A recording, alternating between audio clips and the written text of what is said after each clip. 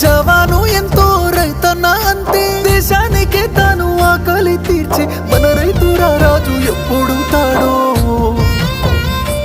అయినా రైతన్నకి నాడు ఉండదు కంటి నిండా కునుకు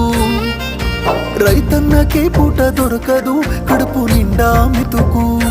అయ్యో రైతన్నకే నాడు ఉండదు కంటి నిండా కునుకు రైతన్నకే